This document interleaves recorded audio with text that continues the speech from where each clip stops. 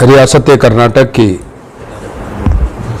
मरकज़ी इदारे शरिया जो शाख है मरकज़ी इदारे शरिया पटना बिहार की, रियासत और शहर के मुअक्कर उलमाए किराम मुफ्तियानी इज़ाम यहाँ एक फ़िक्र लेकर तशरीफ़ फरमा हैं। सिर्फ बेंगलोर या कर्नाटक ही नहीं बल्कि पूरे मुल्क के मुसलमान अभी जो हालात होने वाले हैं उससे परेशान हैं। उसी को लेकर, उसी फ़िक्र को लेकर उलमाए अहले सुन्नत इदारे शरिया कर्नाटक की ऑफिस में तशरीफ़ फरमा है।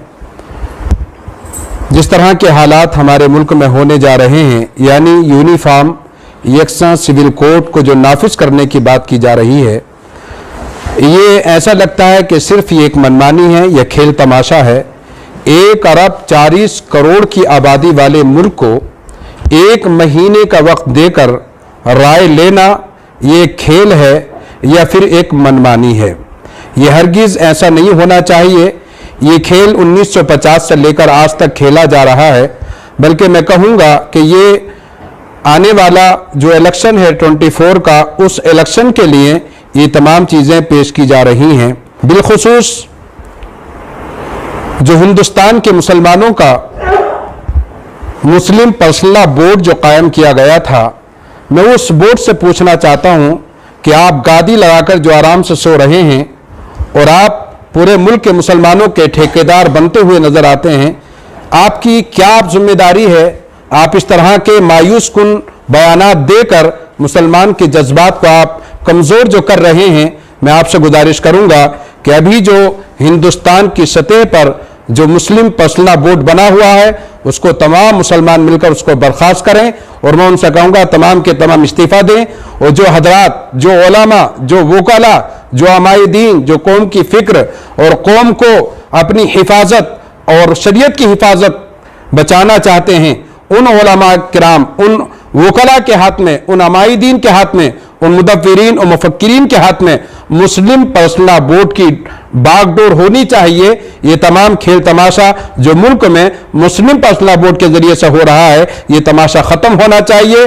बावकार उलमा, बावकार वकला, बावकार तंजीमात के उलमा जिम्मेदारान आगे आएँ और मुस्लिम पर्सनल बोर्ड को वो अपने हाथ में लेकर मुसलमानों की हिफाजत करें, शरीयत की हिफाजत करें। आज अल्हम्दुलिल्लाह हम देख रहे हैं कि हिंदुस्तानी सतह पर इदारे शरिया पटना बिहार में उसके सदर मौलाना गुलाम रसूल बलियावी साहब, जो सिर्फ इसी यकसा सिविल कोड के लिए नहीं बल्कि जहां मुसलमानों का असराफ हो रहा है, जहां बेजा पैसा उठ रहा है, चाहे शादी के मामलात हो या दीगर मामलात हो, तमाम पर आज वो पूरे मुल्क में आवाज उठा रहे हैं। और सिर्फ बिहार ही में नहीं बल्कि वो पार्लियामेंट में भी मुसलमानों के हिफाजत के लिए, शरीयत की हिफाजत के लिए उन्होंने आवाज उठाई है। तो मैं कहूँगा इन जैसे मुफक्किर उलमा, मुदब्बिर उलमा, शरीयत को हिफाजत करने वाले उलमा को मुस्लिम पर्सनल बोर्ड में आना चाहिए ताकि मुसलमान उसकी हिफाजत हो सके, मुसलमान उन पर भरोसा कर सके। आज चंद लोग हैं जिन्होंने मुस्लिम पर्सनल बोर्ड को एकदम खेल और तमाशा बना रखा है। और मैं बिलखुसूस रियासत कर्नाटक के सियासतदान से गुजारिश करूंगा कि हमारे सीएम सिद्धरामैया साहब हो या हमारे डीसी, हमारे नायब वजीर आला DK शिव कुमार साहब हों या होम मिनिस्टर हमारे परमेश्वर साहब हों, तमाम के बयानात बड़े अच्छे लगे हमें। तमाम ने कहा मुसलमानों के आशीर्वाद से, मुसलमानों के सपोर्ट से, मुसलमानों की मेहनतों से कर्नाटक में कांग्रेस हुकूमत आई है। तो मैं उनसे गुजारिश करूंगा कि वक्त बहुत ही कम है, अभी हमारे पास सिर्फ 10 दिन बाकी हैं। तो आप हजरात से मैं गुजारिश करूंगा बराए करम आप रियासत कर्नाटक के एक स्टेट लेवल पर यहाँ के उलमा, मुस्लिम अमाइदीन को आप साथ लेकर एक मीटिंग करें और ये जो सिविल कोड जो नाफिज होने जा रहा है, इसका हुकूमती सतह पर इसका बाइकाट किया जाए। बिलखुसूस जो मुस्लिम MLA अभी आए हैं, आपने, मुसलमानों ने आपको वोट दिया है, पूरी कांग्रेस पार्टी को वोट दिया है, तो आपकी जिम्मेदारी है कि आप आगे आकर बहुत कम वक्त है, आप उलमा के साथ मीटिंग करें और जल्द से जल्द रियासत यानी कांग्रेस हुकूमत इस बिल की यानी मुखालिफत करके अपनी आवाज को बुलंद करे। अभी कहां आवाज उठ रही है? कोई अभी जो एक बयान आया है, हमने सुना बयान कि कहा कि बाबरी मस्जिद शहीद हो गई तो हमने क्या कर लिया। एक बयान आया कि तलाक सलासा नाफिज हो गए तो हमने क्या कर लिया। आज ये यकसा सिविल कोर्ट अगर हो जाएगा तो हम क्या कर लेंगे। तो ये मायूस कुन है। कल तो यानी ये होगा कि हम अगर मुसलमान अगर मरता है तो उसको जला दिया जाए, तो तब भी हम ये कहेंगे कि हम कुछ नहीं कर सकते, ठीक है उसको कब्रिस्तान में दफन ना किया जाए, उसको जला दिया जाए। कल कहा जाएगा काजी निकाह ना पढ़ाए, किसी यानी 7 फेरे लगा दिए जाए, फिर भी हम कहेंगे कि हम कुछ भी नहीं कर सकते हैं।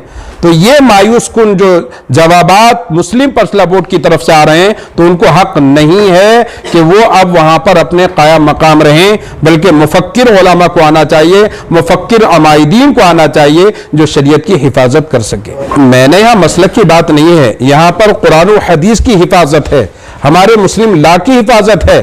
यहाँ कोई मसलक का मामला नहीं, किसी तमाम मसालिक के लोग मौजूद हैं उसमें। मैं उनसे ये नहीं कह रहा कि हमारे मसलक को लोगों को ले किया जाए। मैंने कहा जो शरीयत और कुरान की हिफाजत करने वाले उलमा हैं उनको उसमें शामिल किया जाए।